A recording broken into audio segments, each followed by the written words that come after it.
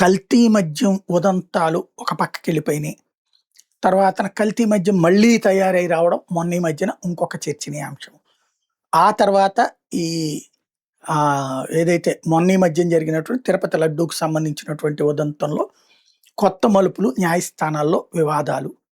దాని తర్వాతనొచ్చేటప్పటికి అక్కడ సుప్రీంకోర్టు కామెంట్లు ఇవన్నీ.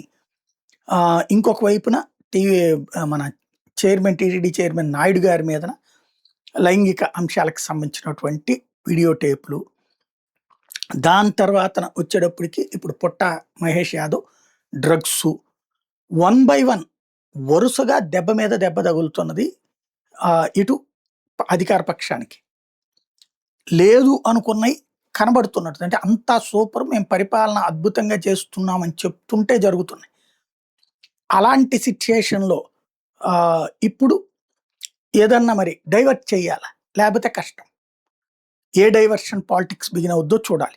వరుస ఎదురు దెబ్బలు తగులుతున్నప్పుడు ఈ దెబ్బని మర్చిపోవడానికి, మొదటి దెబ్బని మర్చిపోవడానికి రెండో దెబ్బ కొట్టారన్నట్టు ఇంకొకటేదో ఏ వైసీపీకి సంబంధించిన కీలక నేతని అరెస్ట్ చేయడమో, లేకపోతే అతను ఇట్లాంటోడంటూ ఏ వీడియోనో, ఆడియోలో రిలీజ్ చేయడమో లాంటి జరిగే అవకాశాలు ఉంటాయి రాబోయే రోజుల్లో.